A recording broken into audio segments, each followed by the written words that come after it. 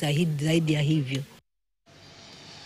Wafuasi wa kike wa UDM mjini Malindi, kaunti ya Kilifi, wametishia kufanya maandamano makubwa kulaani tukio la kupigwa kwa kiongozi wa kike ndani ya bunge la kaunti ya Kilifi hapo jana.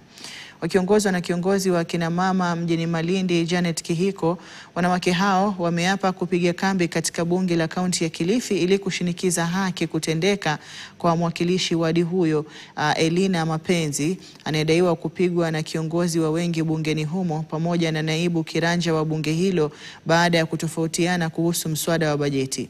Hata hivyo, washukiwa wamekana taarifa hiyo, wakisema kuwa kulikuwa na kutoelewana lakini hakukuwa na vita.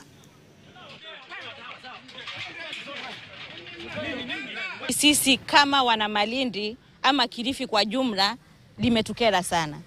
Imeonyesha ya kuwa mama hana nguvu ya kuongea lolote pale bunge.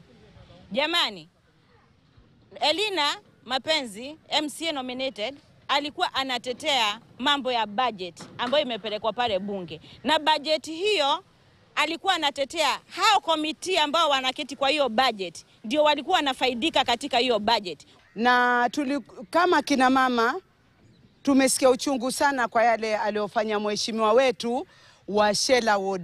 Na hivyo tunasema Twahir Mas? Twahir Mas? Twahir Mas? Si vizuri mwanamume aliorijali ampige mwanamke. Na si mara ya kwanza huyu mheshimiwa wetu kututia aibu. Hii tabia ambayo naifanya si vizuri kwa sababu sisi tayari juzi kulikuwa na mkaso huko chini wa mama zetu wameangukiwa na mawe, wamekufa. Afadhali atafute njia badala ya kuwasaidia, yani enda kupigana na kina mama bungeni. Hiyo tunasema kwamba mheshimiwa bwana hakufanya vizuri.